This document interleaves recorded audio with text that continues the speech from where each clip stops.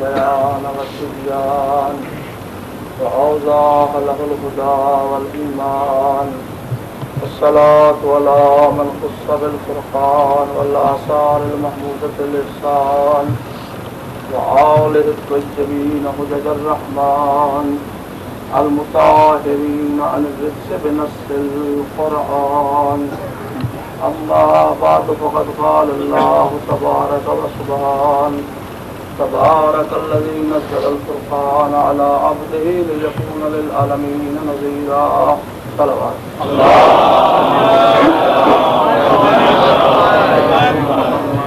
بار دیگر صلوات.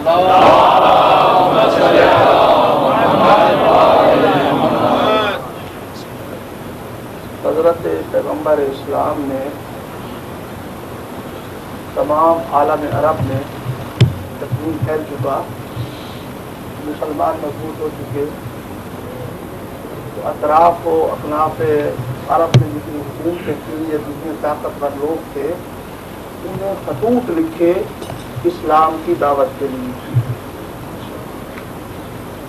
جیسے قیصر روم، کسریٰ ایران اور یہ حبشہ کے بادشاہ اور یہ وہ جتنے بھی تھے جس قدر قابل قدر قابل ذکر اس وقت حکومتیں تھیں، ان سب لوگوں کو حضرت نے دعوت دی اسلام کی.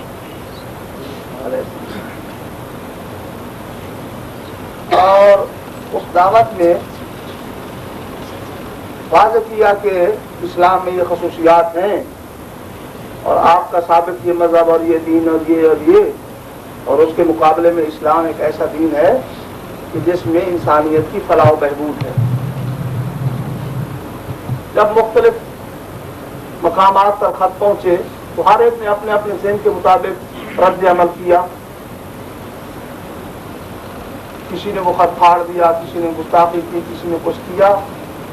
جب یہ خط نجران کے عیسائیوں کے اس بادشاہ کو ملا تو اس نے بہت بڑی میٹنگ بلائی، بہت سے لوگ اکٹھے کیے اور میٹنگ میں ان کے سامنے یہ رکھا کہ بھئی یہ خط آیا ہے، اسلام کے لیے دعوت دی گئی ہے.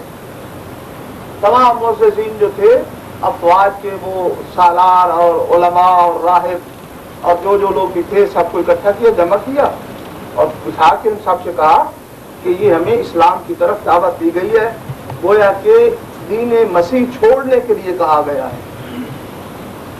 اب وہ سامنے جب رکھا گیا تو بھئی اس کا جواب کیسے دیا جائے؟ جو تجربہ کار فوج کے سالار تھے اور سمجھدار لوگ تھے، انہوں نے کہا خیبر کی فتح کے بعد اب تلوار کا مقابلہ کرنا یہ حماقت ہے. اتنی قوت تھی کسی میں، جو زور تھا وہ تو خیبر میں دے چکے ہم یہودیوں کو. اب آپ یہ نہ سوچیں کہ یہ فوج لڑنے کے لیے جائے اور یہ ہوگا، یہ بہت مشکل ہے ان سے لڑنا. اور دوسری بات یہ ہے کہ جب انہوں نے دعوت دی ہے علمی طور پر تو مقابلے میں علماء کو جانا چاہیے. اب یہ نہ دیکھیں کہ یہ فوج والے جائیں گے اور یہ ہوگا. جب وہ بلا رہے ہیں اخلاق کے ساتھ تو چاہیے کہ علماء جائیں اور ان سے بات کریں. تو یہی جب طے ہو گئے، صلوات پڑھ لیجیے. آگے ہو جائیں، آگے آگے. صلوات علی محمد و آل محمد.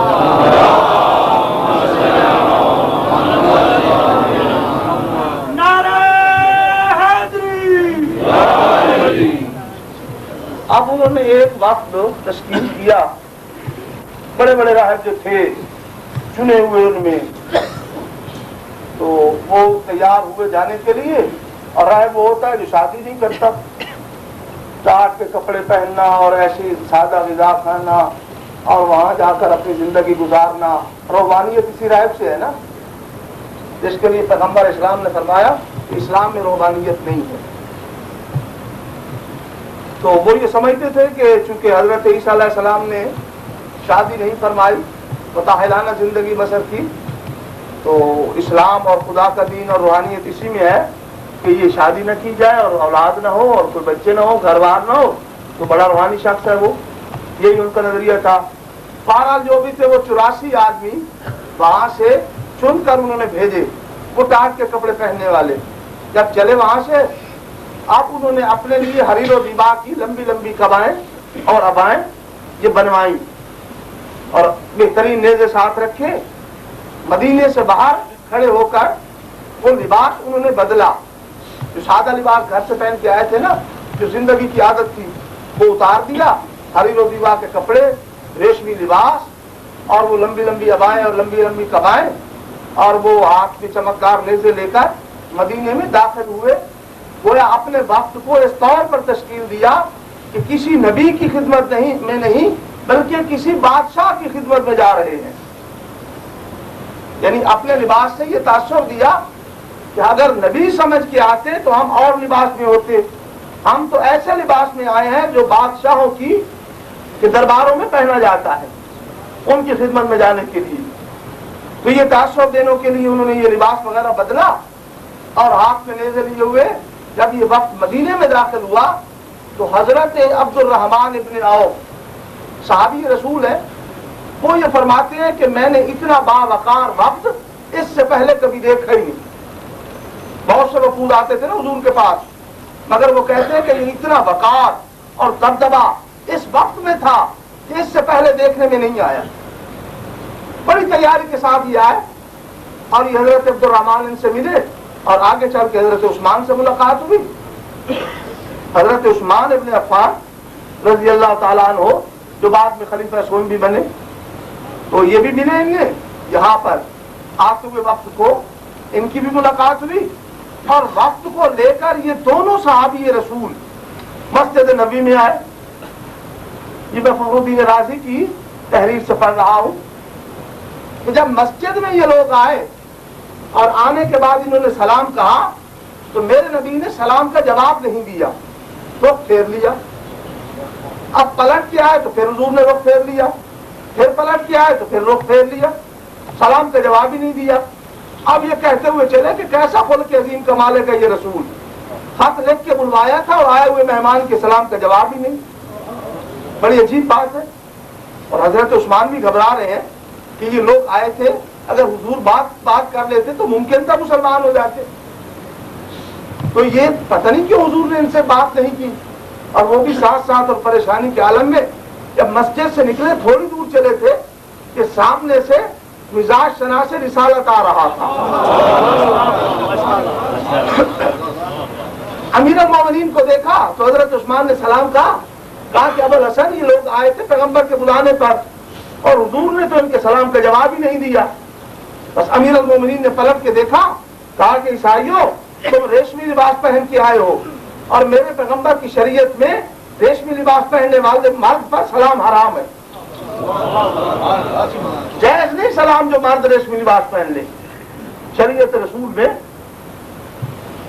یہ طویل حدیث ہے, صادق آل محمد سے مروی ہے.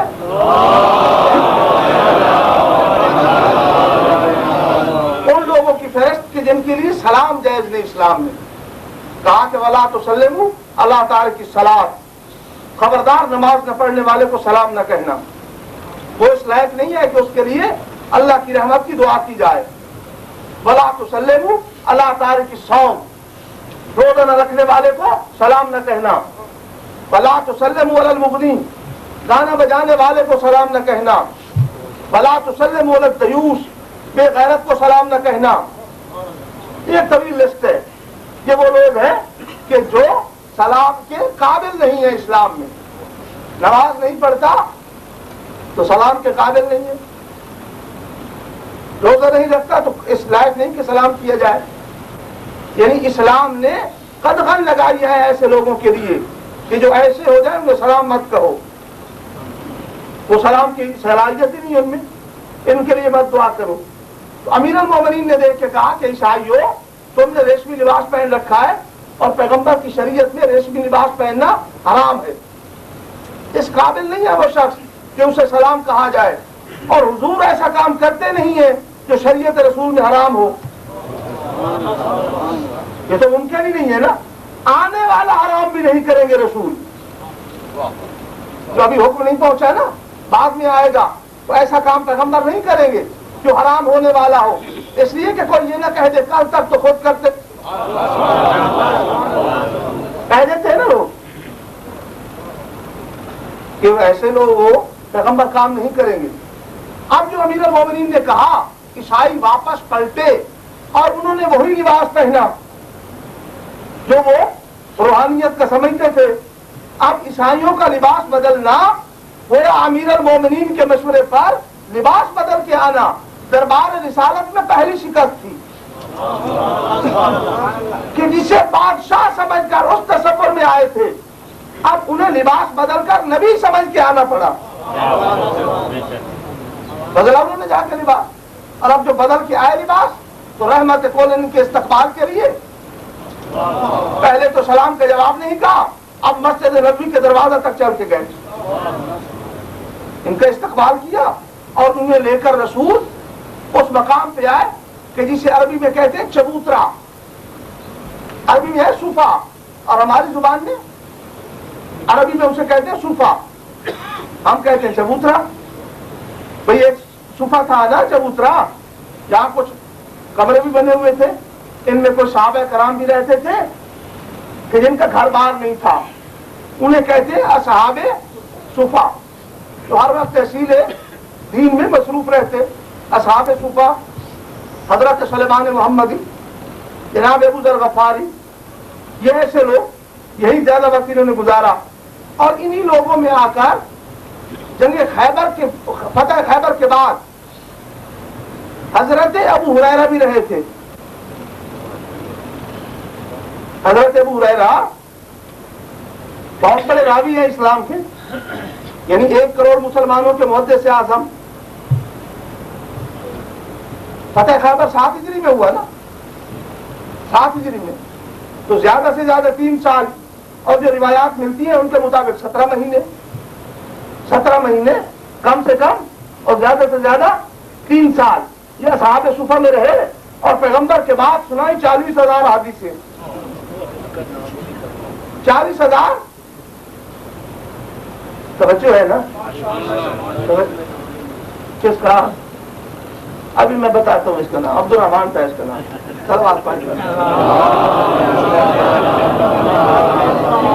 عبد الرحمان بن سخر۔ جھگڑا اس کے باپ کے نام پر ہے، کیونکہ علماء ابن الرجال نے کئی نام لکھ دیے باپ میں، کئی بہت سے نام کہ یہ تھا یہ تھا، میں نے کہا جو بھی پسند ہو۔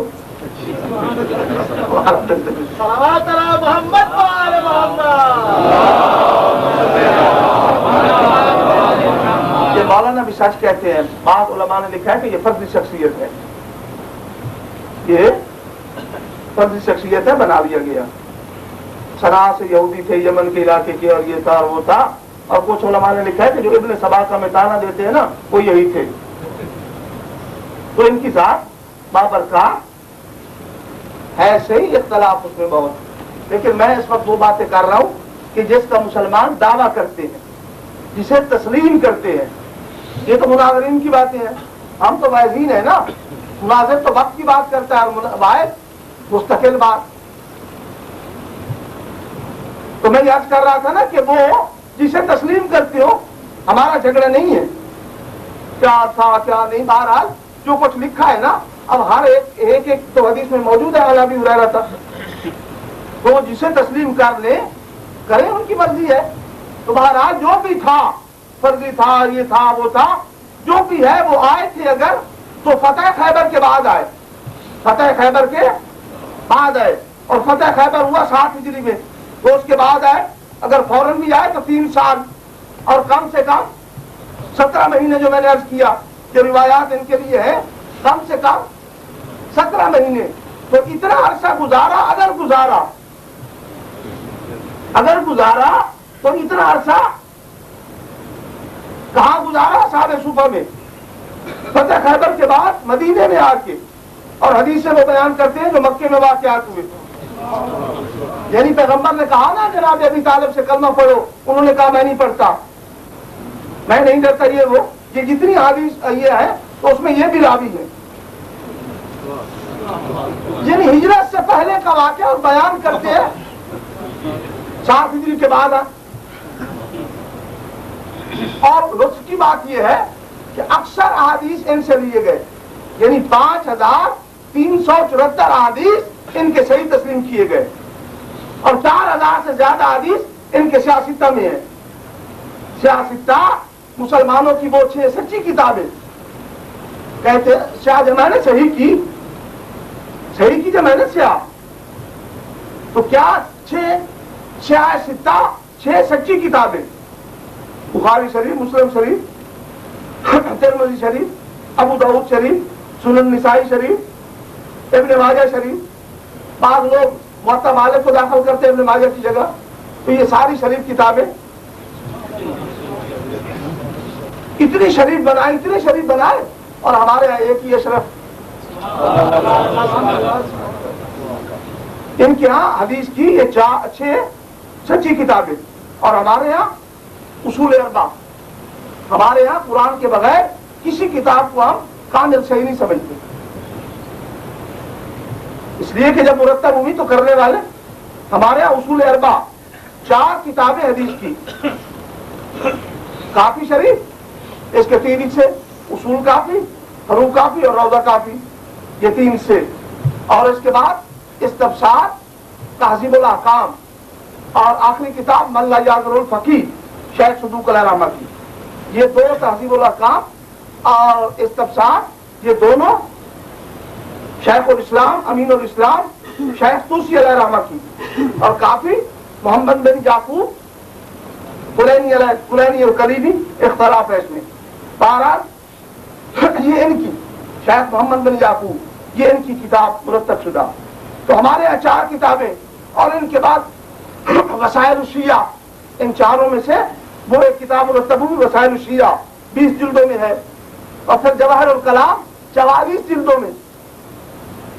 گھبرا گیا؟ یہ بات اچھی تھی، چھوڑ دوں؟ یہ تو ایسے ہی آ گئی تھی ایسے میں تو محمد وآل محمد.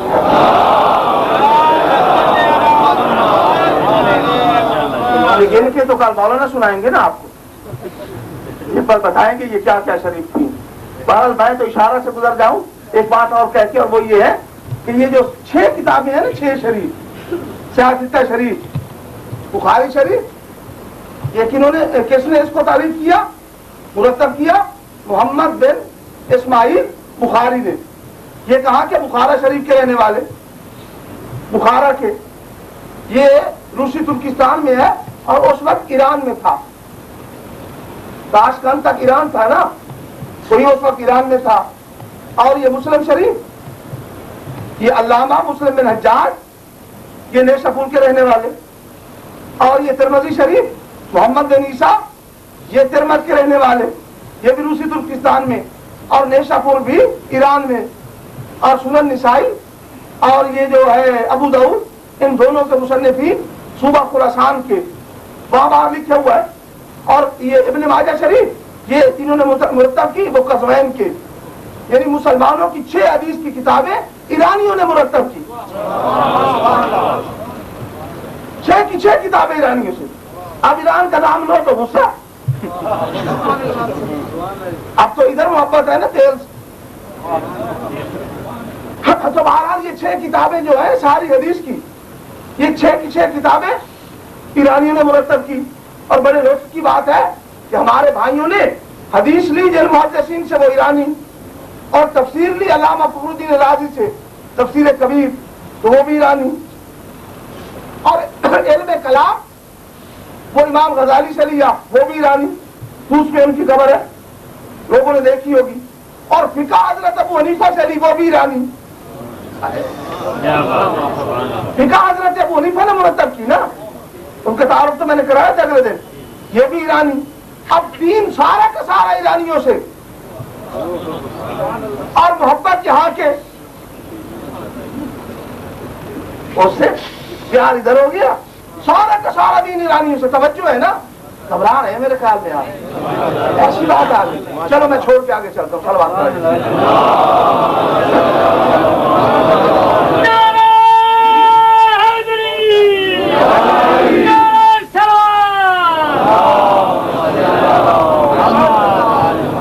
تو بس کر رہا تھا نا، سارا دین مرتب کیا ایرانیوں نے.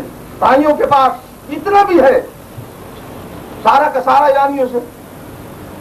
تو ایرانی ہے نا دین کے خدمت گار ہیں، خدمت گار ہیں نا. تو بات ہو رہی تھی حضرت ابو ہریرہ کی، یعنی اتنے اچھے صحابی کہ ان کی 5374 احادیث صحیح تسلیم کیے گئے اور 4000 سے زیادہ سیاستہ میں ان کی احادیث 4000 سے زیادہ سیاستہ میں ان 6 سچی کتابوں میں 4000 سے زیادہ حدیث حضرت ابو ہریرہ کی وہاں پہ موجود. اب یہ فرضی شخصیت تھی یا حقیقی، بہرحال احادیث وہاں 4000 سے زیادہ. توجہ نہیں کیا آپ نے. اور ان 6 کتابوں میں امیر المومنین کی احادیث 19 اور پورے اہل بیت کے 28، پورے اہل بیت کے 28 اور ایک ابو ہریرہ. تو میں کہا کرتا ہوں مسلمانوں کیا کہنے نظام مصطفیٰ کی، انہی حدیث سے مرتب ہوگا نا، انہی چیزوں سے بنے گا نا. سن 80 ہجری میں پیدا ہوئے پیغمبر کے بعد، حضور کے بعد پیدا ہوئے، 140 ہجری میں امام بنے اور سب سے بڑے امام. تو یہ اہل بیت کی یہ احادیث، میں کہتا ہوں اہل بیت کو چھوڑ دو، وہ تو ہم گزارا کر لیں گے. علی ہمارے حصے میں، ہمیں اس تقسیم پر فخر ہے کہ علی ہمارے حصے میں آئے.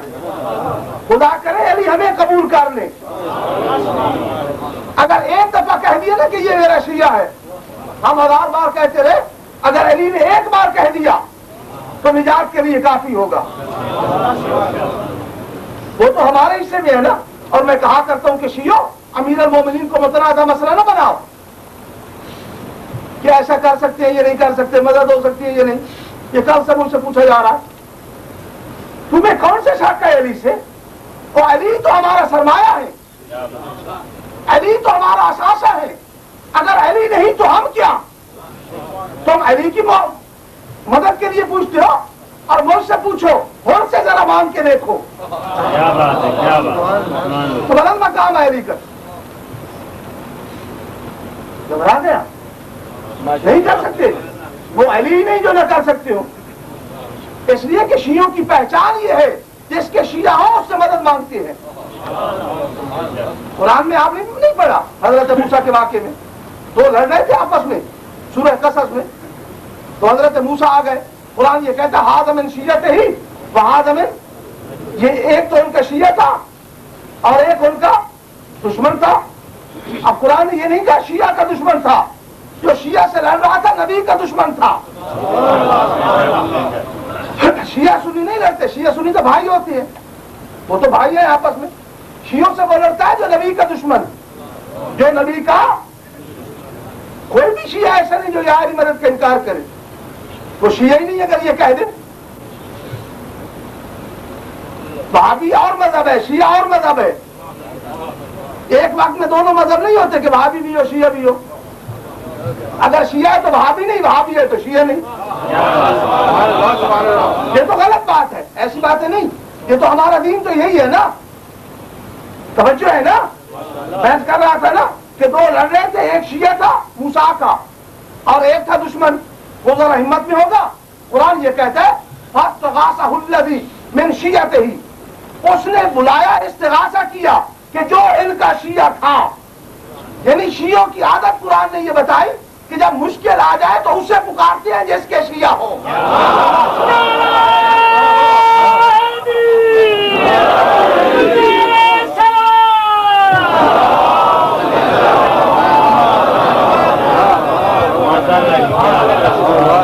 تو میرے دوستو سب شیعہ علی سے مدد مانگ، سب شیعہ، کوئی شیعہ ایسا نہیں جو علی سے مدد نہ مانگے. یہ غلط باتیں ہیں. یہ کہاں سے یہی مسئلہ مانگ کرتے ہیں کہ نہیں؟ بارہ چھوڑے ان باتوں کو، علی کو متنازع نہ بنائے. یہ تو آپ کا اثاثہ ہے، یہ تو آپ کا سرمایہ ہے. اگر علی ہم جیسے ہو گئے تو پھر بات ہی کیا رہی؟ امام ہے نا اللہ کے بنائے ہوئے، لوگوں نے تو نہیں چنا نا علی کو. تو علی سب شیعوں کے امام، سب شیعوں کے. اب جو بھی شیعہ ہوگا علی اس کا امام. اور میں عرض کر رہا تھا کہ ہم دن رات کہتے رہے علی ہمارا امام. اگر علی ایک بار کہہ دے یہ میرا ماننے والا، یہ میرا شیعہ، ایک بار علی کہہ دے تو نجات کے لیے کافی ہو جائے گا. نجات کے لیے. توجہ ہے نا. اب میں عرض کر رہا تھا نا کہ علی تو ہے ہمارے حصے میں، میں بات نہیں کرتا آپ نے 19 لی یا 28 اہل بیت سے حدیث، جتنا آپ کا جی چاہے لے نہ لے، علی جانے ہم جانے، مگر ان سے تو لے لیے ہوتے جو سب سے پہلے آئے تھے. آپ نے بتایا سب سے پہلے. اب حضرت خلیفہ اول کے 147 احادیث کون سے ستہ میں؟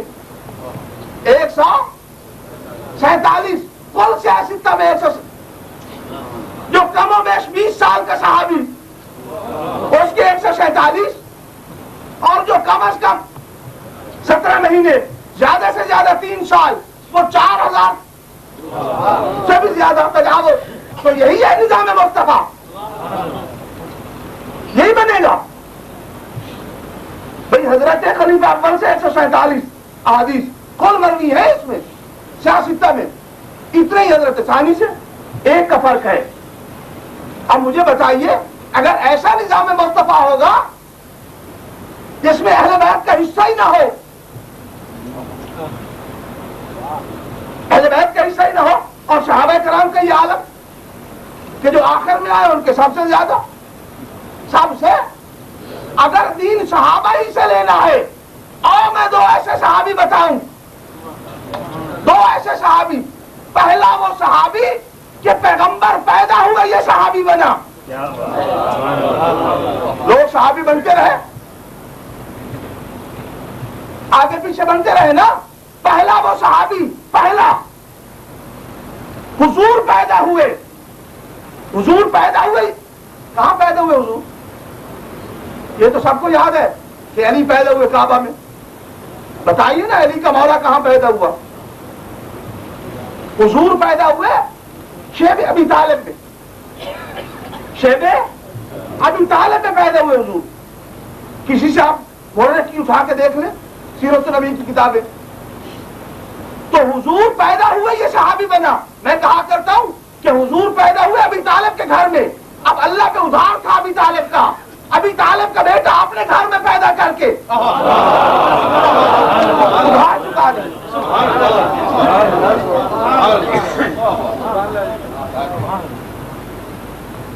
اب جناب یہ کہ پہلا صحابی حضور پیدا ہوئے یہ صحابی بنا، اور جب تک زندہ رہا صحابی رہا. پیدا ہوئے رسول زیادہ سے زیادہ 20 برس کے صحابی، اور یہ 50-51 برس کا صحابی. یعنی جب تک زندہ رہے صحابی رہے. اور دوسرا وہ صحابی کی جسے صحابی کہتے ہوئے مجھے شرم آتی ہے. عبداللہ بن عمر سے کسی نے پوچھا تھا، شاہد ریاض النظر وغیرہ نے نقل کیا، کسی نے پوچھا کہ صحابہ میں افضل کون؟ کہ امی ابو بکر، میرے چچا ابو بکر، کہ پھر میرے ابی، میرے باپ، کہ پھر میرے چچا عثمان. اب پوچھنے والے کا رنگ بدلا. ابن عمر نے کہا کہ گھبرا کیوں رہے ہو کہ آپ نے علی کا نام جو نہیں لیا؟ بس علی کا نام آنا تھا. کہ ابن عمر کا چہرہ سرخ ہو گیا کہ پوچھتے ہو صحابہ کو نام علی کا؟ علی صحابی نہیں اہل بیت میں ہے.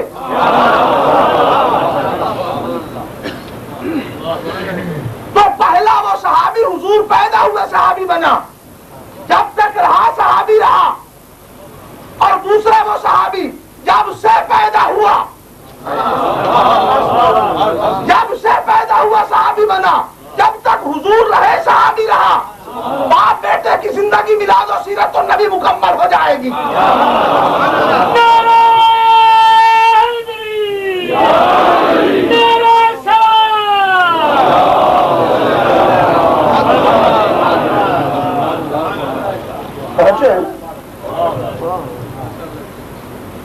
اب یہ جناب گفتگو شروع ہو گئی عیسائیوں کے ساتھ. وہ عیسائی تھے نا،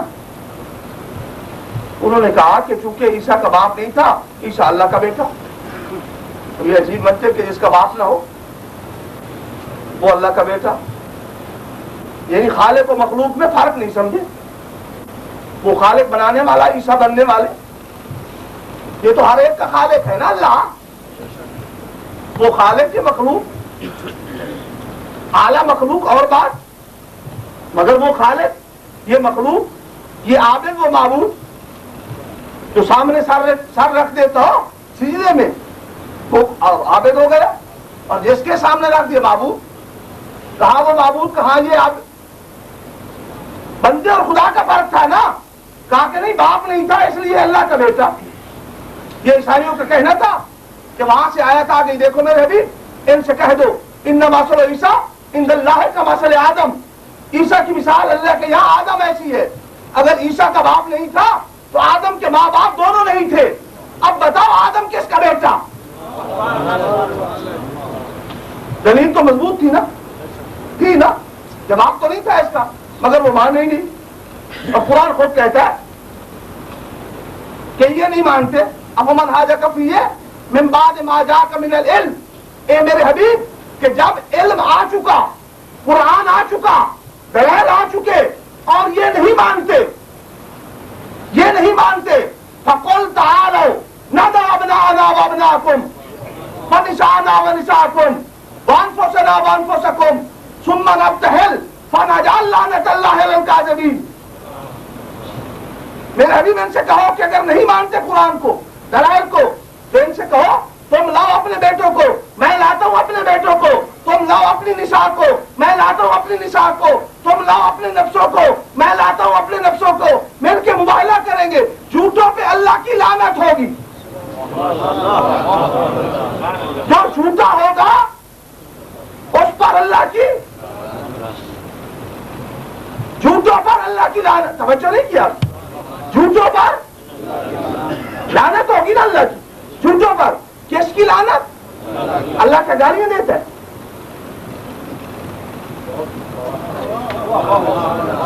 اللہ گالی دیتا ہے. کوئی امر کبھی اللہ کرتا ہے؟ گالی دینا تو امر کبھی ہے نا. اگر لعنت کے معنی گالی کی ہو تو اللہ کیسے دے؟ اور اگر اللہ لعنت کر رہا ہے تو ماننا پڑے گا کہ لعنت اور چیز ہے. لعنت گالی نہیں ہوتی. گالی لعنت نہیں ہوتی. یہ اگر جنگ میں بھی جھگڑا ہوا تھا میں نے کہا اگر کوئی لعنت کے معنی گالی کے دکھا دے تو اس کی ہر شرط مان جائیں گے. بے خط لکھے مولویوں نے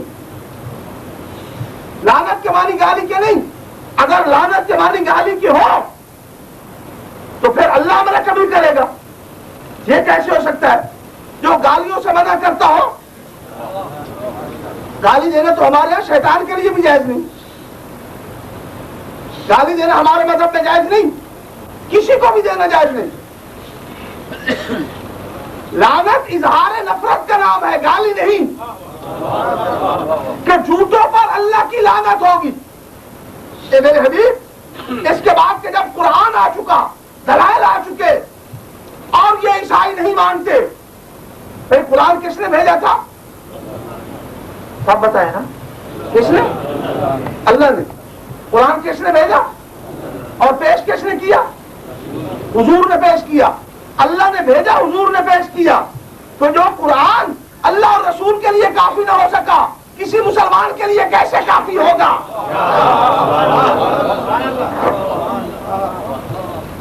اور یہ تو ویسے ہی ہم کہنا بات ہے قرآن کافی. دیکھیے ہر چیز کافی ہوتی ہے اپنی نوعیت میں اپنی نوع میں. کپڑے کافی ہے کپڑوں کے مقام پر کھانے کے لیے نہیں. کھانا کافی ہے کھانے کے لیے کپڑوں کے بدلے میں نہیں. ایسا ہی ہے نا ہر چیز اپنی نوع میں کافی ہے. اگر قرآن کافی ہے تو انجیل کے مقابلے میں. قرآن کافی ہے زبور کے مقابلے میں. قرآن کافی ہے تورات کے مقابلے میں. قرآن کافی ہے صحف انبیاء کے مقابلے میں. نبی کے مقابلے میں نہیں. اب کتاب نہیں جا رہی تھی استاد جا رہا تھا. توجہ نہیں کی ہے. اب یہ کہنا کتاب کافی کتاب تو کتاب کے مقام پہ کافی ہے نا استاد کے مقام پہ تو نہیں. تو میرے حبیب کہہ دیجیے اگر نہیں مانتے قرآن کو تو ان سے کہو تم انہیں لاؤ. اور میں کہا کرتا ہوں کہ اگر صرف قرآن کافی ہوتا تو میدان مباہلہ میں پیغمبر قرآن کو لے کے جاتے. آل کو لے جانا اس بات کی دلیل ہے قرآن کافی نہ تھا. اور کیا کہنے آل محمد تمہارا. اگر آج آل محمد نہ جائے تو خدا رسول اور قرآن تینوں کے پاس جواب نہیں. میدان مباہلہ میں آل محمد نے جا کر خدا قرآن اور رسول تینوں کی لاج رکھ لی.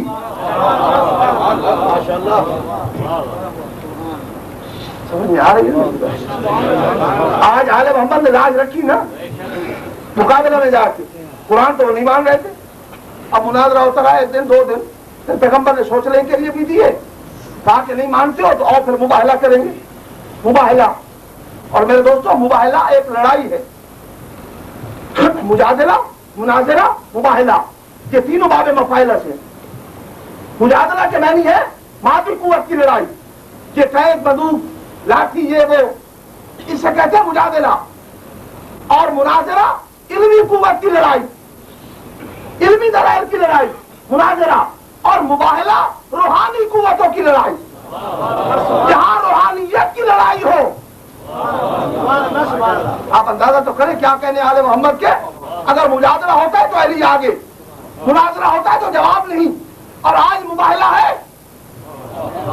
پاکستان میں آج بہت شوق ہے مباہلے کا, اخبارات بھرے ہوئے. ادھر وہ کہتا ہے وہاں لندن میں بیٹھ کے مباہلہ کروں گا, اور ادھر یہ کہتے ہیں کہ آؤ میں مینار پاکستان پہ. کوئی ڈیٹ دے رہا ہے, کوئی ڈیٹ دے رہا ہے. رونق بنی ہوئی ہے مباہلہ کے لیے. معلوم ہی نہیں مباہلہ کسے کہتے ہیں. مباہلہ کے لیے وہ جاتا ہے جس کی روحانیت سب سے بڑی ہو, جو روحانیت میں آگے ہو, وہ مباہلہ کے لیے. اب یہ باتیں ہو رہی تھی آپس میں, کہا کہ سوچ لو, اب تم لے آؤ اپنے بیٹوں کو, اب نہ آنا باب نہ آکم, تم اپنے بیٹوں کو لاؤ اور ہم کرتے ہیں اپنے بیٹوں کو. یہ ابنا جو ہے نا, لفظ ابنا یہ جمع ہے ابن کی, اور ابن کہتے ہیں عربی میں بیٹے کو, اور لفظ ابن بنا ہے بنا سے. لفظ ابن جو ہے نا یہ بنا بنیاد, بنا بنیاد کو کہتے ہیں نا. یہ دیوار بناتے ہوئے پہلے بنیاد بناتے ہیں نا نیچے. آپ نے کیا کہتے ہیں پنجاب میں مختلف علاقوں میں, کوئی بنیاد کہتا ہے, کوئی نہیں کہتا ہے, کوئی اہرا کہتا ہے. ایسے ہی ہے نا علاقائی زبانوں میں, مگر یہ عربی میں کہتے ہیں بنا بنیاد. توجہ ہے نا, بنیاد کیا مانی, چونکہ باپ کی نسل کی بنیاد ہوتا ہے بیٹا, اس لیے اسے ابن کہا گیا. باپ کی نسل کا انحصار ہے بیٹے پر, تو اسے ابن کہا گیا. تو قرآن نے کہا کہ جن پر پیغمبر کی رسالت کا انحصار تھا, جو بنیاد ہے رسول کی, آج انہیں ابناء رسول بنا کے بھیجا. اور مسلمان نواسے نہ کہنا, اگر نواسے کہہ دیا تو مباہلہ کا نصاب ناقص ہو جائے گا. اللہ نے نواسوں کو نہیں بیٹوں کو بلایا تھا.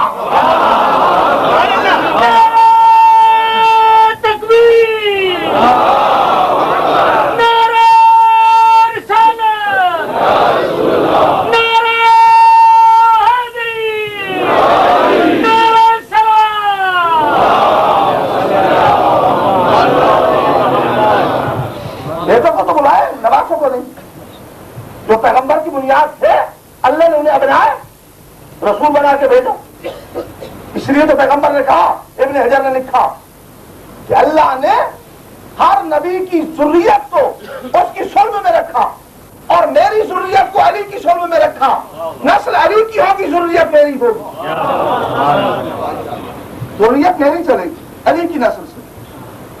یہی تو وجہ تھی کہ جب کہ کسی نے پوچھا, امیر المومنین یہی فرماتے ہیں مختلف مقامات پر, کبھی عباس میرا بیٹا, کبھی محمد انفیہ کے لیے میرا بیٹا, کبھی کسی کے لیے, ان بیٹوں کے لیے کہتے ہیں.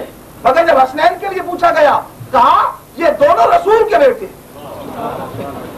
ہم رسول کہہ کے پکارتے مباہلہ کے بعد, یہ تو رسول کے بیٹے, جب نے رسول اللہ ہمیشہ یہی کہا. تو جن پر پیغمبر کی بنیاد تھی انہیں ابناء رسول بنا کے بھیجا. نساءنا ونساءکم, تم اپنے نساء کو لاؤ, ہم. اب نساء کے معنی تو عورتوں کی ہے, مگر قرآن کا اسلوب بیان یہ ہے کہ جب لفظ نساء ابناء کے ساتھ آئے تو اس کے معنی بیٹی کے ہوتے ہیں. حضرت موسیٰ کے قصے میں دیکھ لیجیے, قرآن کہہ رہا ہے کہ موسیٰ کی قوم فرعون والے یذبحون ابناءکم ویستحیون نساءکم, تمہارے بیٹوں کو ذبح کرتے تھے اور بیٹیوں کو زندہ چھوڑ دیتے تھے. جب لفظ نساء ابناء کے ساتھ ہو تمہاری بیٹی کے قرآن. اور کسی عورت کے 3 ہی بڑے شرف ہیں نا، 3 ہی بڑے شرف ہوں گے. کسی ذی وقار کی بیٹی ہوگی، کسی ذی عزت کی بیوی ہوگی، کسی ذی شان کی ماں ہوگی. آج سیدہ تینوں مانے میں جا رہی تھی، پیغمبر کی بیٹی علی کی زوجہ حسنین کی ماں.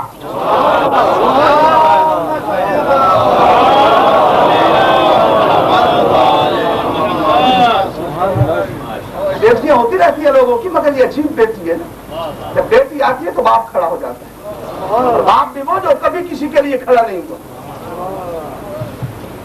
امیر المومنین کے لیے نہیں تعظیم. اور کسی کا کیا ذکر؟ بھائی دشمنوں پر روک جمانے کے لیے گھوڑے کے ساتھ جانا اور بات ہے، تعظیم کے لیے کھڑے ہونا اور بات ہے. پیغمبر کبھی زندگی میں علی کے لیے تعظیم کے لیے کھڑے نہیں ہوئے. نہ علی کی تعظیم رسول پر ہے.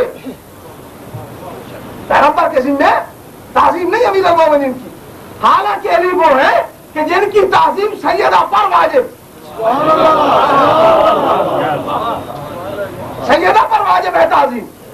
مگر پیغمبر جب بھی کھڑے ہوتے ہیں سیدہ کی تعظیم کو، بلکہ یہاں تک لکھا اجلسہ مجلس ہی، حضور کھڑے ہو جاتے، قبل راسہ، سر کا بوسہ لیتے، واجلسہ اعلی مجلس ہی، اور سیدہ کو اپنی جگہ پر نشست پر بٹھاتے. یعنی جب تک سیدہ رہتی پیغمبر اپنی جگہ سے دور رہتے. یہ جو تعظیم ہو رہی تھی، بس بات آ گئی، پڑھے لکھے لوگ ہیں، یہ کس لیے تعظیم کی سیدہ کی؟ فضائل کی وجہ سے. سیدہ کے فضائل بہت زیادہ تھے، ہر فضیلت میں علی شریف. اگر فضائل کی وجہ تعظیم ہوتی تو پھر علی کی تعظیم بھی ہوتی، فضائل کی وجہ سے نہیں. تو کیا بیٹی سمجھ کے تعظیم کی؟ اگر بیٹی سمجھ کے کرتے تو آج امت کے ہر شخص پر بیٹی کی تعظیم سنت ہوتی. مگر ایسا نہیں، بیٹی پر ہے باپ کی تعظیم، باپ پر نہیں بیٹی کی تعظیم. اسلام میں نہیں. اگر پیغمبر بیٹی سمجھ کے کرے تو آج ہر مسلمان کو بیٹی کی تعظیم کرنا پڑتی. تو ایسا نہیں، گویا بیٹی سمجھ کے نہیں کیا. یہ تعظیم جو ہوگی نہ بیٹی سمجھ کے اور نہ فضائل کی وجہ سے. فضائل کے لیے ہوتی تو پھر علی کی بھی ہوتی. شریک ہے نا، توجہ کریں تو بات کہہ دوں. یہ تعظیم کیوں تھی؟ بھائی نہ بیٹی سمجھ کے اور نہ، دیکھیے اسلام میں 2 چیزیں ہیں نا، ایک اطاعت اور ایک اتباع. گھبرائے ہوئے تو نہیں؟ ایک اتباع اور ایک اطاعت. اطاعت ہوتی ہے احکام میں اور اتباع ہوتا ہے عمل میں. میں نے کہا نماز پڑھو، آپ نے نماز پڑھ لی، یہ ہے اطاعت. اب میں نے کہا میرے ساتھ پڑھو، یہ ہے اتباع. جیسے میں نے پڑھی ویسے آپ نے پڑھی، یہ ہے اتباع. تو اطاعت ہے احکام میں اور اتباع عمل میں. توجہ ہے نا؟ اتباع عمل میں. اسی لیے قرآن میں اللہ کی اطاعت کا حکم ہے، اتباع کا نہیں. اطیع اللہ، اللہ کی اطاعت کرو، یہ کہیں نہیں ہے قرآن میں اللہ کا اتباع کرو. اس لیے کہ جو عمل ہی نہ کرتا ہو اس کا اتباع کیسے؟ اس کا اتباع تو نہیں ہو سکتا نا. مگر پیغمبر کے لیے اطاعت کا حکم بھی اور اتباع کا بھی. اطیع الرسول، میرے رسول کی اطاعت کرو. قل ان کنتم تحبون اللہ فاتبعونی یحببکم اللہ. میرے حبیب ان سے کہہ دو کہ اگر اللہ سے محبت کرتے ہو تو پہلے میرا اتباع کرو، میرا اتباع کرو. جب میرا اتباع کرو گے یحببکم اللہ، اب تم محبت نہ کرنا، اللہ تم سے محبت کرے گا. تو پیغمبر کے لیے اتباع بھی اور پیغمبر کے لیے اطاعت بھی. جب احکام نافذ کرے، حکم دے تو اطاعت کرو، اور جب عمل کرے تو اتباع کرو. اب امت رسول کے 2 حصے، امت رسول 2 حصوں میں تقسیم.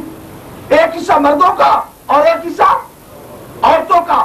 دونوں کے عمل میں بہت سے مقامات پر فرق. میرے خیال میں میں سمجھا نہیں سکا.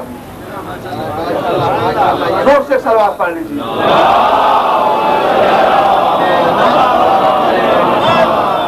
توجہ ہے نا؟ مرد اور عورتوں کے احکام میں فرق، دونوں میں فرق ہے، دو حصے ہیں نا۔ مرد اگر ناف سے گھٹنے تک کپڑا ہو تو نماز پڑھ سکتا ہے، اتنا کپڑا مل جائے تو نماز پڑھ لے گا، ناف سے گھٹنے تک کپڑا لے کر نماز پڑھ سکتا ہے۔ عورت جتنی ترقی یافتہ کیوں نہ ہو، کتنی ماڈرن کیوں نہ ہو، اللہ کی غیرت برداشت نہیں کرتی کہ میرے دربار میں ننگے سر آئے۔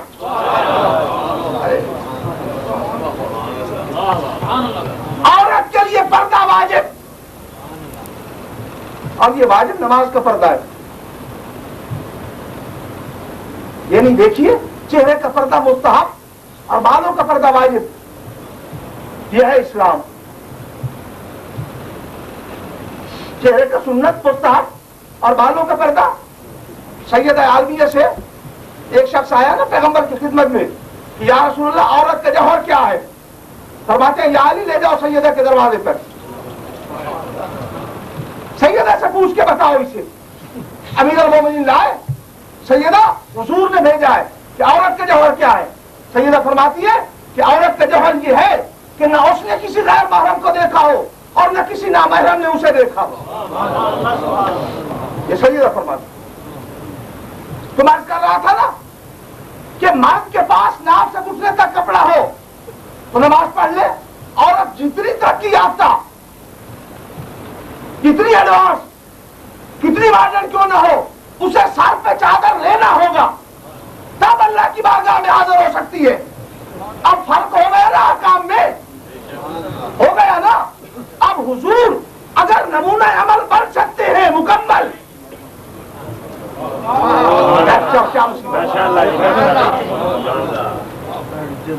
اگر مکمل نمونہ عمل حضور بن سکتے ہیں تو مردوں کے لیے، عورتوں کے لیے نہیں۔ کون احکام میں جو عورتوں کے جدا؟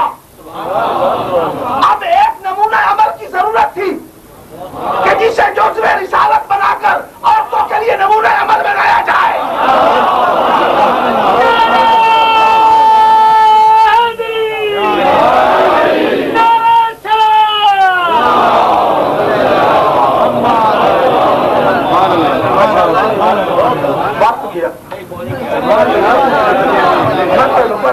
فکر نہ کریں، ہاں کل گھوما ہے نا، مجھے دبئی پہنچنا ہے سلواز سے پہلے۔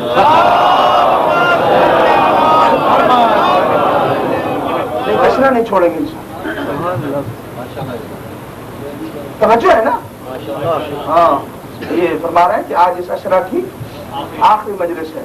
میں آپ حضرات کا شکریہ ادا کرتا ہوں، بڑی دلچسپی لی آپ نے، بڑی حوصلہ افزائی ہوئی، بہت وقت لیا میں نے، تو آپ حضرات کو اللہ اجر عظیم دے گا۔ اور خصوصاً یہ ہمارے نقوی صاحب مجاہد صاحب نے کہ جہاں پہ میں 10 دن ٹھہرا تو انہوں نے انتہائی پیار و محبت کے ساتھ ہر تکلیف برداشت کی، اور باقی میرے عزیزان نے اور جس کسی نے اللہ اس کا اجر دے، صلوات پڑھ لی۔ ہمارے ورکروں نے بڑی دلچسپی لی، یہاں اس مرکز کے ورکر ہیں، یہ ساجد صاحب اور یہ جعفری صاحب اور یہ سارے سید صاحبان اور کچھ لوگ آج نہیں ہیں، ان لوگوں نے بڑی دلچسپی سے کام کیا، مسلسل کر رہے ہیں، یہ نہیں کہ اس لیے شرک کے لیے، مستقل کر رہے ہیں۔ اللہ سید الشہداء کی شہادت کے صدقے میں ان کے حاجات پورے کریں گے، توفیقات میں اضافہ کریں گے۔ توجہ ہے، میری بات یاد ہے؟ یاد کر رہا تھا کہ ضرورت تھی ایک ایسے نمونہ عمل کی، ورنہ عورتیں قیامت کے دن کہہ دیں گی یا اللہ مردوں کے لیے اتنے نمونہ عمل اور ہمارے لیے کوئی بھی نہیں۔ 13 تو اسی امت میں حضور سے آخر زمان تک 13 نمونہ عمل ہمارے لیے ہے ہی نہیں، کوئی نمونہ عمل ہمارے لیے نہیں۔ تو عورتیں شکایت کرتی کہ ہم ناقص اس لیے رہ گئے کہ کوئی نمونہ عمل نہیں تھا، تو اللہ نے سیدہ کو عورتوں کے لیے نمونہ عمل بنا کر، نمونہ اس لیے پیغمبر نے کہا بضعۃ منی، میرا ٹکڑا، میں نبی تو نبوت کا ٹکڑا، میں رسول تو رسالت کا ٹکڑا، میں معصوم تو عصمت کا ٹکڑا، میں عالم تو میرے علم کا ٹکڑا۔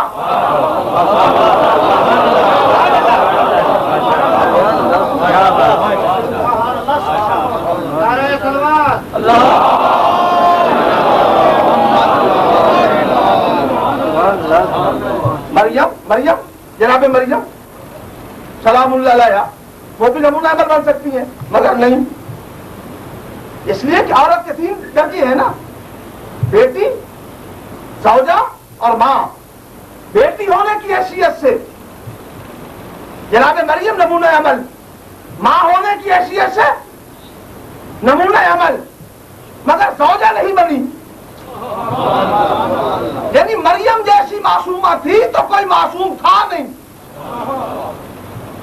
تو میں نے اگلا جناز کیا تھا کہ اللہ نے قانون فطرت توڑ دیا، قانون عصمت نہیں توڑا۔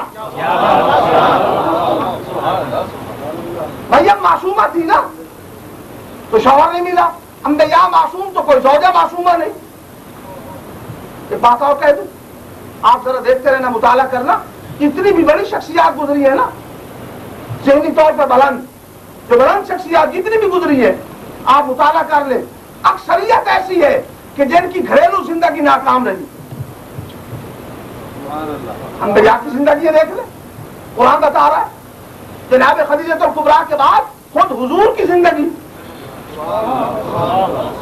بھائی سید الانبیاء کو ہجرت کے بعد، خدیجہ الکبریٰ کے بعد اچھی سے اچھی بیویاں ملی، قابل ہے،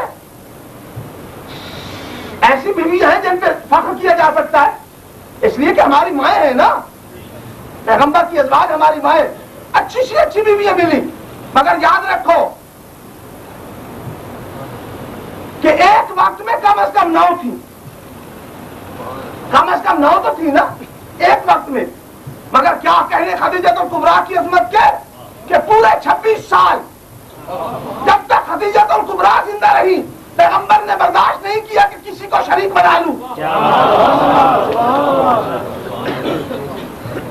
اور عالم اسلام کو چیلنج کرتا ہوں ایک اور بات میں کہ خدیجہ الکبریٰ وہ واحد زوجہ ہے رسول کی، واحد کہ جسے لینے کے لیے پیغمبر بارات لے کے گئے اور نکاح خدیجہ کے گھر میں ہوا، باقی نکاح یہاں ہوئے وہاں نہیں۔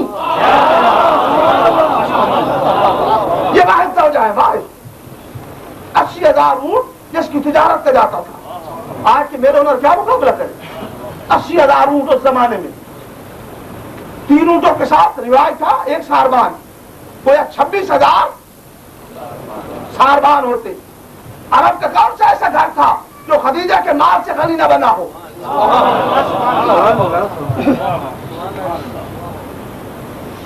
اور آخری وقت یہ تھا کہ چٹائی پہ لیٹی ہے، پھٹی ہوئی ہے، چادر لی ہوئی ہے، پھٹی ہوئی ہے۔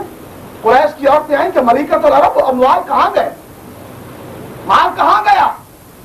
اور مسلمان خمس بدل ہے اسی مال کا، یہی احسان۔ خدیجہ کہاں گئے اموال؟ کہ قریش کی عورتوں کو بات نہ کرنا، میں نے گھاٹے کا سودا نہیں کیا، نقصان نہیں اٹھایا، کہ کیسے کہ ساری دنیا دے دی اور سارا دین لے لیا۔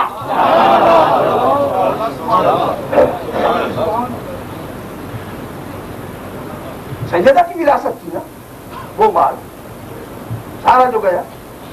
تو بات کر رہا تھا نا کہ جناب مریم نمونہ عمل بن سکتی ہے ماں کی حیثیت سے، بیٹی کی حیثیت سے، مگر زوجہ نہیں تھی، شوہر نہیں تھا۔ تو اب ایک بات کہہ دوں کہ بیٹی ہونا یہ ابتدائی زندگی اور ماں ہونا یہ انتہائی زندگی، کسی عورت کے لیے زوجہ ہونا ہی نتیجہ زندگی۔ تو جناب مریم کے ہاں مفقود، دنیا کا واحد جوڑا ہے معصوم کہ شوہر بھی معصوم اور زوجہ بھی معصومہ، واحد جوڑا، علی و سیدہ دونوں، واحد جوڑا دنیا میں اللہ کی کائنات میں کہ دونوں معصوم۔ اور سیدہ کے بطول ہونے کے کیا کہیں گے؟ مریم بطول تھی مگر بغیر شوہر کے، اور سیدہ بطول ہے شوہردار ہو کے۔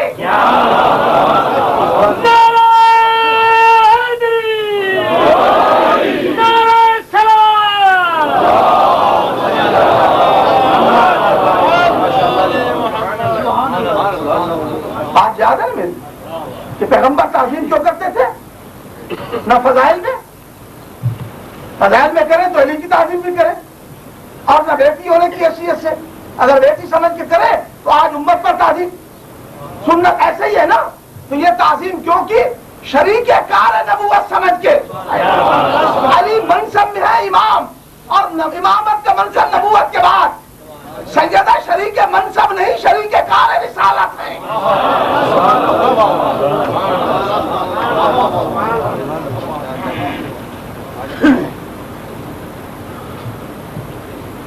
نساءنا ونساءکم انفسنا وانفسکم، تم لاؤ اپنے نفسوں کو، میں لاتا ہوں.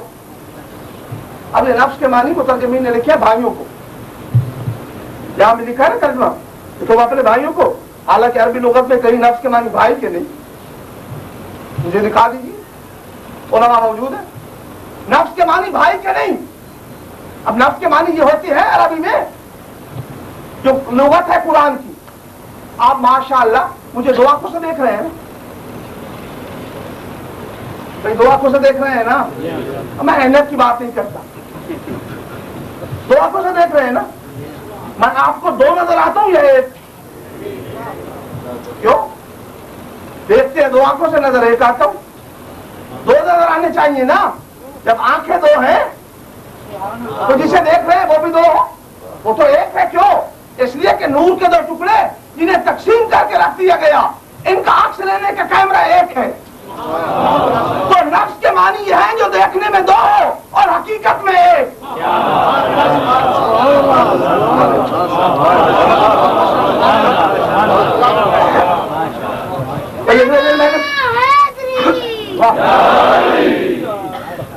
اگلے دن میں نے بیان نہیں کیا تھا وہ خندق کی جنگ میں کہ جب علی جانے لگے پیغمبر نے کہا کل ایمان، سارے کا سارا ایمان.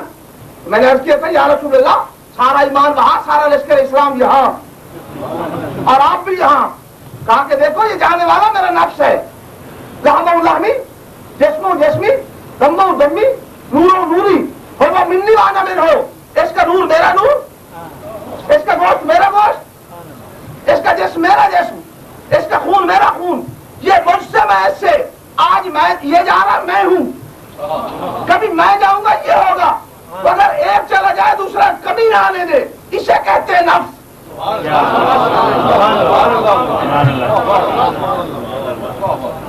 انفسنا و انفسا ثم نبتہل، پھر مباہلہ کریں گے. اب پیغمبر نے کہا کہ مناظرہ جب نہیں مانتے اور مباہلہ کریں، تم انہیں لاؤ میں انہیں لاتا ہوں. تم اور یہ بڑی عجیب بات ہے نا کہ جن کے بیٹے اور بیویاں ہیں نہیں انہیں چیلنج کیا جا رہا ہے کہ لاؤ. اور نہیں کیا کوئی تھے رہبوں کے رہے تو ہوتے ہی وہ جو شادی نہ کرے. چیلنج کیا جا رہا ہے کہ لاؤ. کبھی غور کیا آپ نے اس مسئلے پہ؟ چیلنج انہیں دیا جا رہا ہے کہ جن کے بیٹے اور تھے ہی نہیں، نہ بیٹے نہ لڑکیاں نہ بیٹیاں ہے ہی نہیں. وہ تو سمجھتے ہیں نا کہ جس کی بیوی ہو، جس کے بیٹے ہو، جس کی اولاد ہو، جس کی بیٹی ہو، تو یہ بیٹی اور بیٹا ہونا یہ ہے رسالت کے لیے منع. اگر کسی کی اولاد ہو جائے تو رسول ہی نہیں. روحانیت یہی تو تھی ان کی حضرت عیسیٰ کی زندگی کو دیکھ کر. یعنی جس چیز کو وہ بجائے ممانعت سمجھ رہے تھے اولاد کو رسالت کے لیے، حضور نے اسی کو دلیل نبوت بنا دیا.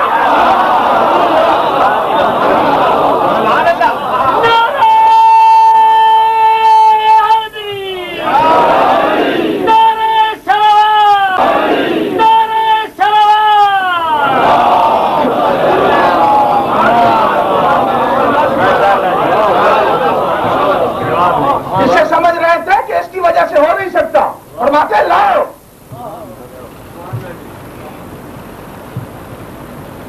بات اور بھی کہہ دوں، سب عربی دان بیٹھے ہیں یہاں سمجھتے ہیں عربی کلام عرب میں طریقہ یہ ہے، اگر ایک کے لیے ہو تو صیغہ واحد کا، دو کے لیے ہو تو تسنیہ، تین یا تین سے زیادہ ہو تو جمع.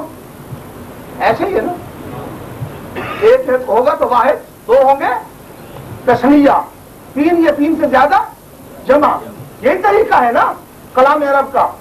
اب یہ مباہلہ میں جانے والے اب نام دو صیغہ جمع کا تسنیہ ہونا چاہیے نا. نساء میں جانے والی سیدہ واحد ایک، اور صیغہ جمع کا واحد کا ہونا چاہیے نا. انفسنا میں جانے والی علی ایک، واحد کا صیغہ ہونا چاہیے، مگر یہاں صیغہ جمع کا. یا اللہ جب جانے والوں میں کہیں بھی جمع نہیں، یہ تو میں بنا کے دے دوں گا، کون سا مشکل کام ہے. جب جانے والوں میں جمع نہیں تو صیغوں میں جمع کیوں؟ صیغوں میں جمع نہیں ہونی چاہیے، واحد اور تثنیہ ہو.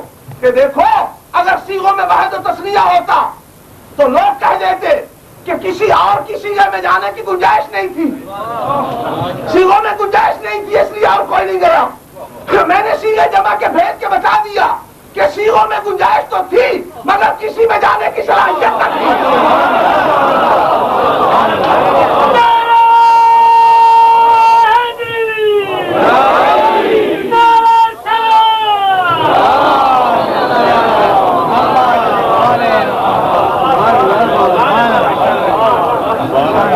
کہا کہ کل موبائل ہوگا، کل پوری رات مدینے کی دکانیں کھلی رہی، داڑیوں کی تلاش خراش جاری رہی، کپڑے دھوتے اور استری ہوتے رہے.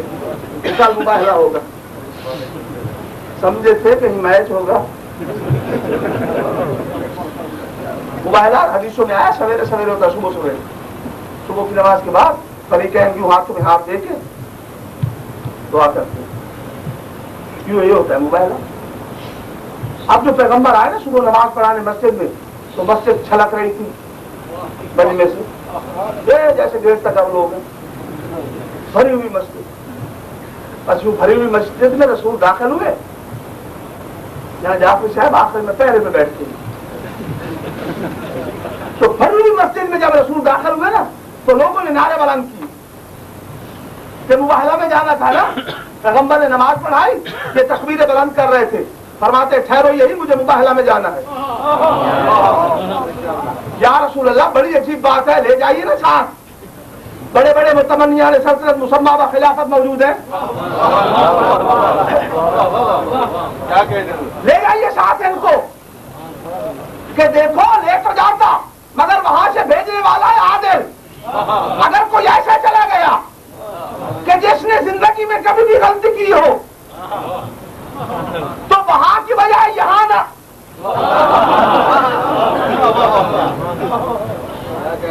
آج ان کا تعارف ہوگا جنہوں نے زندگی میں جھوٹ نہیں بولا. صادقین اور کاذبین کا مقابلہ تھا نا. ایک ہوتا ہے صادق اور ایک ہوتا ہے صدیق، سمجھتے ہیں نا؟ صادق اور صدیق دونوں لفظ ہیں. یہ صدیق بڑی عجیب لفظ ہے. اللہ نے قرآن میں معصوموں کے لیے کہا انہ کان صدیقا نبیا، نہیں ہے قرآن؟ خاص طور پر کتاب ابراہیم، قرآن میں یہ کہتا ہے کہ ابراہیم کا ذکر کرو، پڑھو انہ کان صدیقا نبیا، وہ تو صدیق نبی تھا. آپ کتنی سچی کتاب کیوں نہ کہے کہ انہوں نے 3 جھوٹ بولے،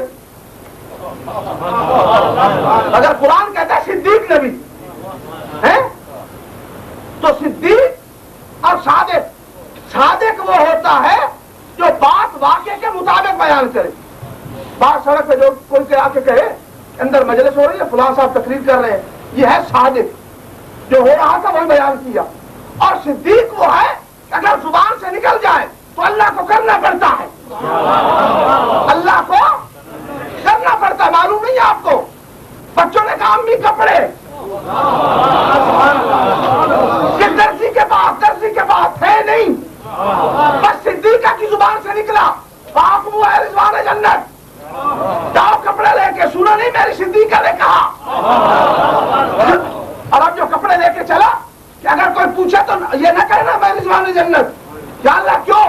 کہ میری صدیقہ نے تیرا نام درزی رکھ دیا. کوئی پوچھے تو کہہ دینا حسنین کا درزی.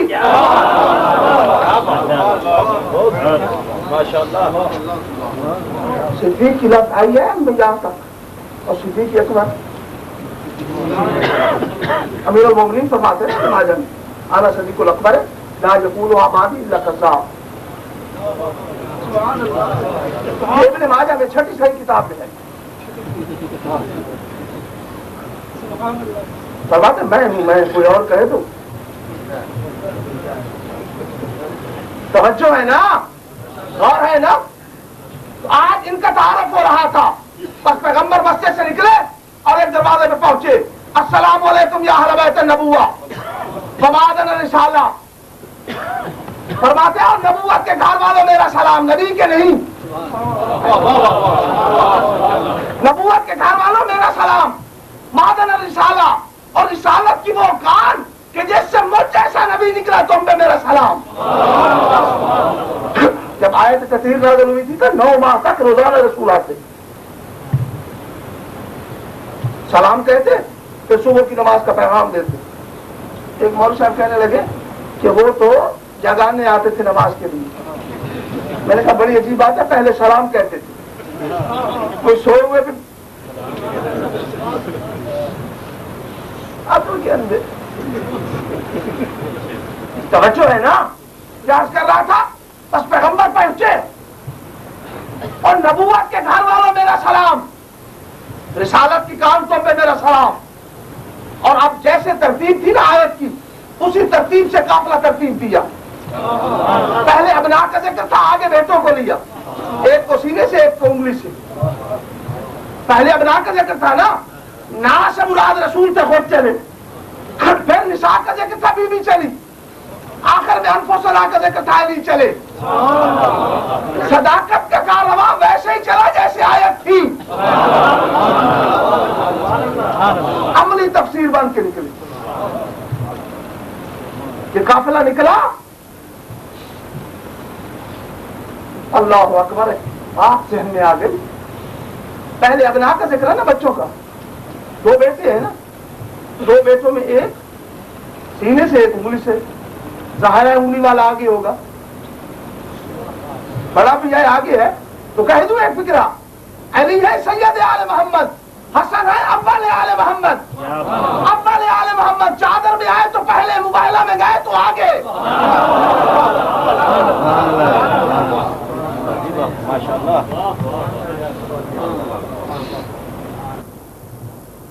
بس قافلہ چلا۔ یا رسول اللہ میری سمجھ میں بات نہیں آ رہی، آج یہ تو میں نے کبھی نہیں دیکھا، آپ کام کر رہے ہیں علی خالی ہاتھ ہوں، خالی ہاتھ ہے نا علی بھائی، دونوں بچے رسول نے لیے ہوئے ہیں نا، سید اور امیر المومنین دونوں خالی ہاتھ، امیر المومنین بھی خالی ہاتھ چل رہے ہیں، سیدہ بھی خالی ہاتھ، دونوں خالی ہاتھ، دونوں بچے پیغمبر کے بعد۔ یا رسول اللہ ماں باپ ساتھ ہیں، دونوں کو دے دیں، ایک کو ماں لے لے، ایک کو یہ دونوں باپ لے لے، آپ بزرگ ہیں، رسول ہیں، عیسائی کیا سوچیں گے کہ پیچھے آنے والے خالی ہاتھ، خود رسول بچوں کو اٹھا کے لا رہے ہیں۔ کہتے ہیں کہ اگر خبردار یہ نہ سوچنا، اگر بچوں کو ماں باپ نے لے لیا تو آنے والا مورخ لکھے گا کہ بچے ماں باپ کے ساتھ سمنن گئے، سمنن گئے، میں خود اٹھا کے لا رہا ہوں تاکہ دنیا جاننے کی ضرورت نہیں لایا۔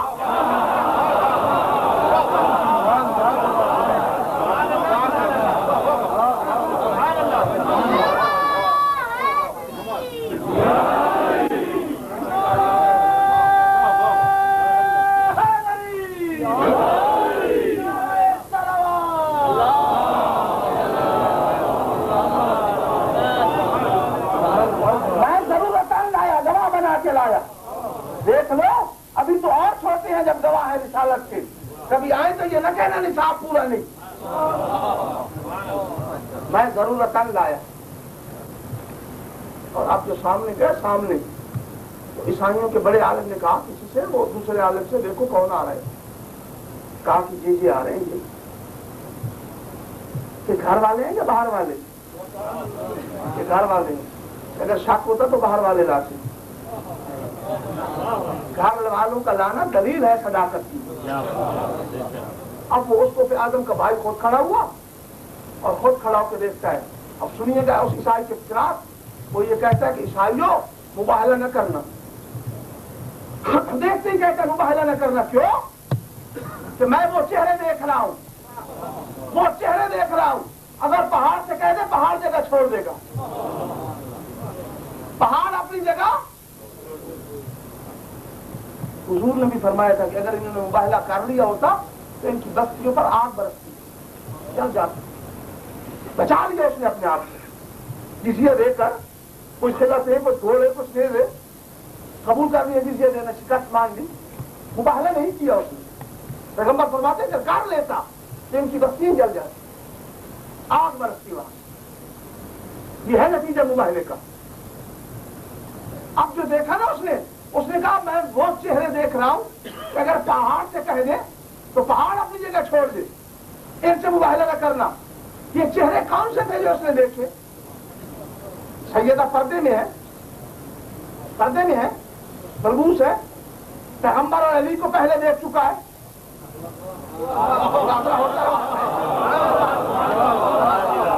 وہ چہرے دیکھ چکا ہے نا, سیدہ پردے میں ہے. اب نئے چہرے حسنین کے تھے, حسن و حسین کے چہرے دیکھ کر وہ سفید یہ سال کا ستارہ سورج کی آمد کی دلیل بنتا ہے. حسنین کو دیکھ کر رسول کی حقانیت کو مان گیا.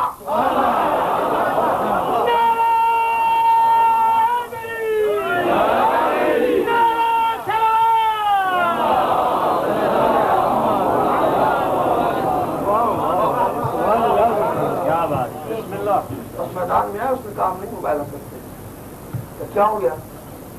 میرا مسلمان پہلے پہنچے تھے روایات میں ہے, اور انہوں نے کھجور کے اس سے ایک خیمہ بھی بنایا تھا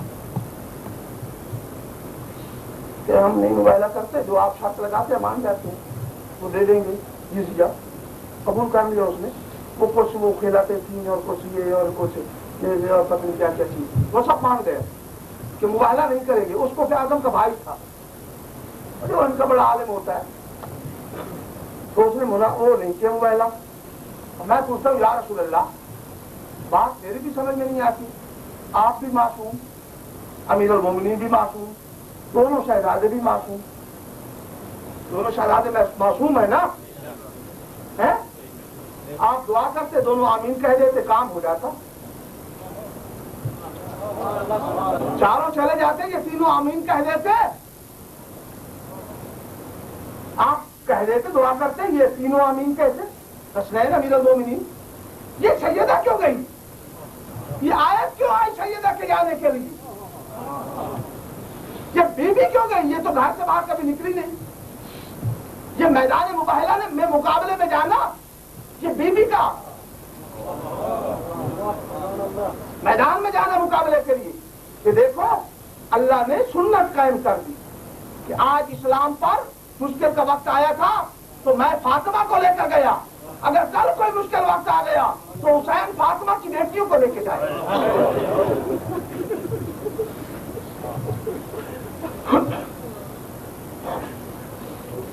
کوئی یہ نہ کہہ دے کہ سیدہ کی بیٹیوں کیوں گئی, حسین کیوں میدان میں لائے؟ یہ میں نے سنت قائم کر دی. بس نانا لایا تھا تو نواسے کو بھی لانا پڑا. بس سزاداروں, بیوی بھی گئی تھی دربار میں, سیدہ بھی گئی, میدان مباہلہ میں بھی آئی, دربار میں بھی گئی رسول کے بعد. صرف 8واں دن تھا وفات رسول کو جب قبضہ ہوا, اور 10واں دن تھا وفات رسول کو جب سیدہ دربار میں آئی. سمجھتے تھے ہم کہ شاید اسی دروازے سے آئی ہوگی جو کھلتا تھا اہل بیت کا مسجد نبوی میں. علامہ باقر استاد فرماتے ہیں کہ نہیں, سیدہ صدر دروازے سے آئی, پلٹ تھی, اس چال سے چل رہی تھی جیسے رسول چلتے تھے. سیدہ کا چلنا رسول کے چلنے کے مطابق تھا, اور لوگ دیکھ دیکھ کر دھاڑے مارتے تھے. پردہ کے اندر چل رہی تھی. میں کہتا ہوں سیدہ آپ دربار میں آئی باپردہ تھی,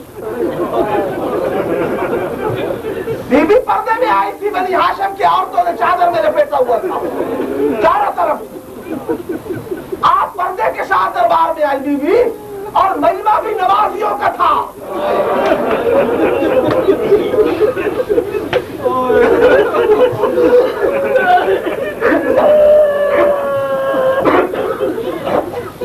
بی بی پردے میں آئی, مجمع بھی نمازیوں کا تھا. سیدہ ذرا بیٹی کو دیکھنا, چادر بھی نہیں ہوگی, مجمع بھی شرابیوں کا ہوگا. اور بات والا میں نے کبھی پڑھا تو نہیں دربار شاہ. دوسری یا تیسری بار ہے زندگی میں, مجھے گھبراہٹ ہوتی. آج میرے کچھ عزیزوں نے کہا بس تھوڑا سا 16 ربیع الاول کو داخلہ ہے شام کا. یہ کوفہ میں پہنچے تو کوفہ سے ایک آدمی شام گیا, وہاں سے پھر جواب لایا تو اس کے حکم کے مطابق پھر وہ طویل راستہ طے کر کے کوفہ سے پھر کربلا, یہ 17-18 کو قافلہ پھر کوفہ سے چلا, پھر کربلا میں پہنچا تو جہاں بغداد بنا کر یہ تھا اس راستے سے موصل کیا راستے ہوتے ہوئے, یعنی آبادیوں میں سے جہاں شہر آباد تھے نا اپنا روز جمانے کے لیے. اور یہ بڑی عجیب اتفاق کی بات ہے کہ جب دوبارہ قافلہ کوفے سے چلا تو عین 20 کا دن تھا جب کربلا میں پہنچے. حسین کا چہرم کا دن تھا کہ ثانی زہرا دور سے بھائی کی قبر کو دیکھتی.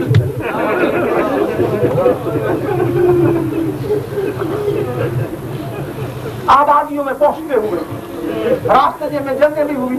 بہرحال شام سے 3 فرسخ العدد مسندہ احکامت ثاقبہ 3 فرسخ پورے. 1 فرسخ 3.5 میل کا ہوتا ہے عرب کا, 3.5 میل کا. 3 فرسخ کامل ابھی شام پیچھے تھا, دور تھا کہ حاکم کا حکم پہنچا. سجاد نے حکم نامہ سنا, پڑھا, جگر پہ ہاتھ رکھ کے حسین کا بیٹا بیٹھ گیا.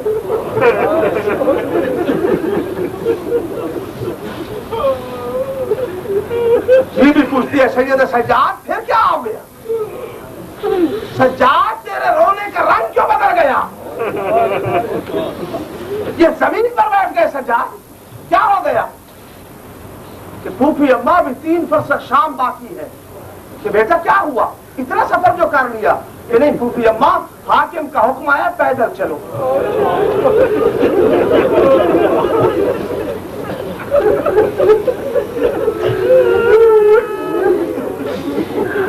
ہزاروں سوچا نہیں آپ نے یہ چلنے والی وہ شہزادی ہے, اگر کبھی کہہ دیتی کہ نانے کے روضے کی زیارت کرنی ہے, گھر کے ساتھ تھا نا. بیوی نے کہا میں زیارت کے لیے جانا چاہتی ہوں. امیر المومنین پوچھتے حسن بیٹا چاند کی کون سی تاریخ ہے؟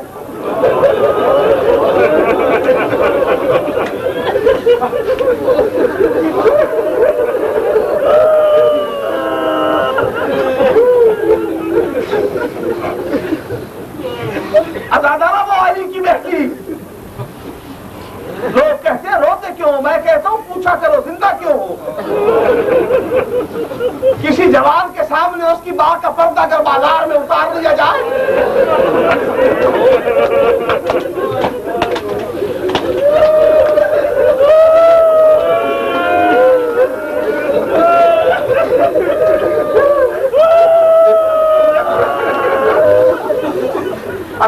شام سید الساجدین سے جب کبھی کسی نے پوچھا مولا کہاں میں مصیبت آئی, فرما دیا شام.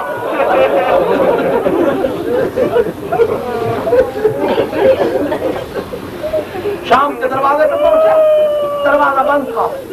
جب بازار سجائے جا رہے تھے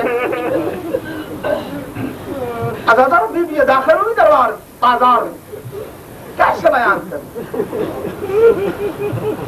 علی کی بیٹیاں, پردے کا اتنا خیال, آگے آگے فضا ہے, فضا کی پشت پر بیوی کا پیشانی, ایسے ہی ایک دوسرے کے پیچھے سیدانیوں نے پردے کا اہتمام کیا. نظر اور سید الساجدین چل رہے تھے.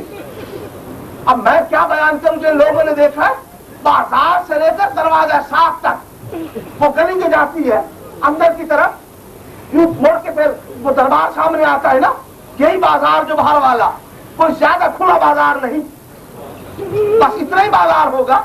اتنا ہجوم تھا کہ وہاں تک جاتے ہوئے رات کی چلی ہوئی شہزادیوں نے صبح کی اذان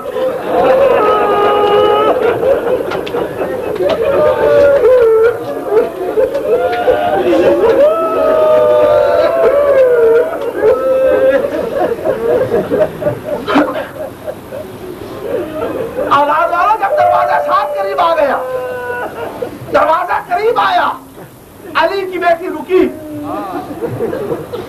اتنا ہجوم تھا. صاحب جماعت الصحابہ فرماتے کہ ایک مرتبہ بی بی نے کہا سید الساجدین میں نہیں جاؤں گی، اس سے آگے میں نہیں جاؤں گی۔ پھوپھی اماں کیا ہو گیا کہ دربار میں سازندے موجود ہیں۔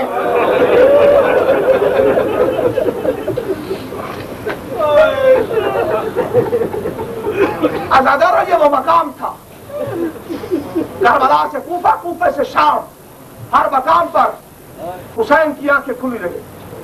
کہیں قرآن پڑھا، بہن کے اونٹوں کو بہمل کو دیکھتے ہوئے جن پہ شہزادی جا رہی تھی، حسین کی آنکھیں کھلی رہی۔ یہ ساتھ کا دروازہ آ رہا، اتنا ہجوم تھا کہ حسین کی آنکھیں بند ہو آنکھیں بند ہوئی۔ بی بی نے پلٹ کے کہا حسین تو شہید ہوتا رہا، میں دیکھتی رہی، اب میری مقتل قریب آئی، آنکھیں کا بند کر لی۔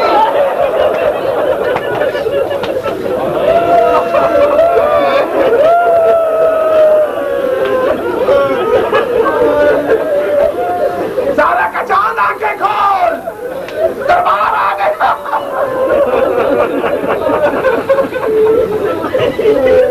دیوار کربلا پہنچے، بابا پھوپھی اماں نہیں چلتی۔ عزادارو امام نے کروٹ بدلی، اب جو آنکھیں کھولی تو آنسو محسوس ہوئے۔ بس شہزادی کا دیکھنا تھا کہ بیمار کربلا پھر نہ کہنا میں آ رہی ہوں۔ حسین تو نہ رو، زینب جائے گی۔ اولاد والوں جو روایات ہے تو پڑھ نہیں سکتے، قابل بیان نہیں۔ شہزادی دربار میں آئی، چشم فلک نے یہ بھی دیکھا کہ یزید کا دربار اور علی کی بیٹی، آسمان تو پھٹ جاتا، گر جاتا، زمین پھٹ جاتی۔ شرابی کے دربار میں بطول کی بیٹیاں،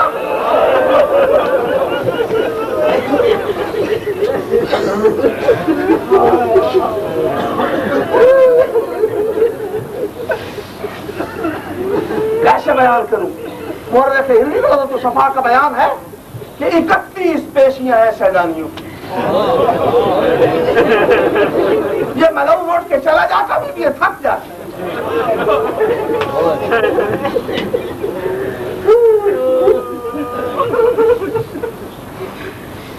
تھک جاتے۔ عزادارو نے کوئی بات کی، ایک مرتبہ بی بی نے کہا اما فضا ذرا ہٹ جاؤ۔ سید سجاد کو یہ اجازت ہے میں جواب دوں؟ فرماتے پھوپھی اماں آنے کا مقصد یہی تھا۔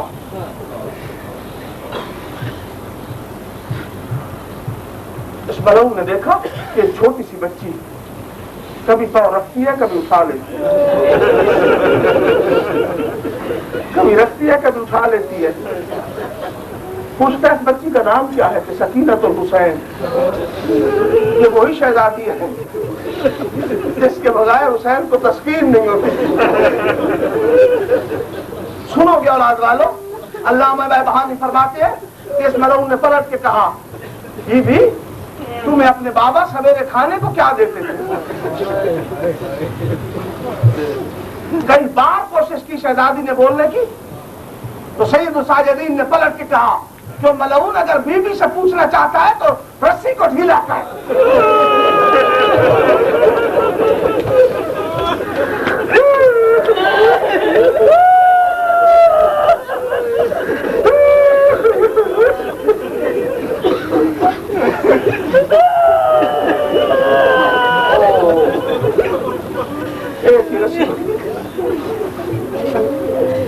اولاد والو، بیوی نے کہا یزید مجھے بابا خرما دیا کرتے تھے کہ اگر میں خرما دوں قبول کرو گی؟ شہزادی چپ رہی۔ عزادارو بیوی تھوڑا دیکھ رہی تھی کہ ایک مرتبہ اس ملعون نے اشارہ کیا۔ اب جو شہزادی نے دیکھا تو اس نے اپنی چھڑی سے اس تشت کا رومال پکڑا جس میں حسین کا سر رکھا ہوا تھا۔ عزادارو شہزادی کا دیکھنا تھا کہ بابے پہ گری، بابا سکینہ شام کے دربار میں آ گئی۔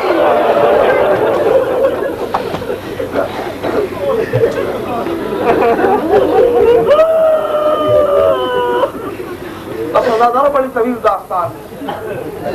اب بھی وہاں سید الساجدین کی پگڑی رکھی ہے ایک الماری میں، اور وہ جنہوں نے دربار شام دیکھا ہے جہاں امام وضو فرماتے تھے، تو اس کے ساتھ تخت کے سامنے ایک مرد کھڑا ہو گیا، یہ سفیر روم تھا، قیصر روم کا سفیر کھڑا ہو گیا اور کھڑا ہو کے پوچھتا ہے کہ یزید، یہ اتنا بڑا کام جو تم نے کیا کہ جن کی عورتوں کو دربار میں لایا،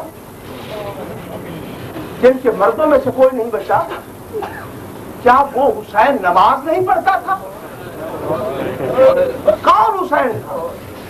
اساتذہ یہ سننا تھا کہ یہ مرحوم خاموش ہو گیا، جواب نہیں دیا۔ بی بی نے سمجھا کہ خاموشی میں یہ ٹالنا چاہتا ہے، نماز کا سوال تھا۔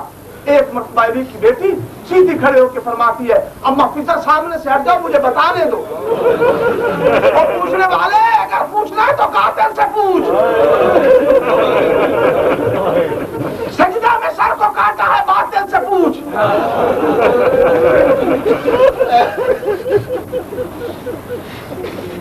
بی بی کا بولنا تھا، وہ تحیر ہو کے پوچھتا ہے، اور یزید یہ بولنے والی خاتون علی کی کیا؟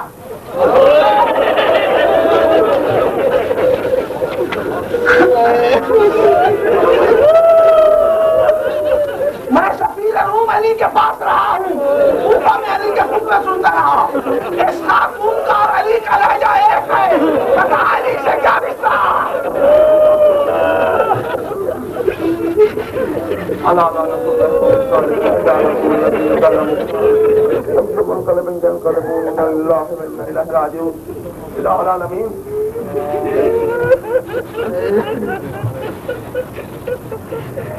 ہمارے گناہوں کو معاف فرما، ہمارے والدین کے گناہوں کو معاف فرما۔ رب جلیل اس بی بی کے جہاد کا واسطہ، الہ العالمین کربلا کی دکھ بری کا داستان کا واسطہ، شہزادوں کی شہادت کا واسطہ، بی بی کی قید کا واسطہ میرے اللہ، سید عارف حسین الحسینی شہید راہ خدا، مظلوم سید، الہ العالمین اس مظلوم سید کے خون کا انصاف فرما، تو بہتر انصاف کرنے والا ہے۔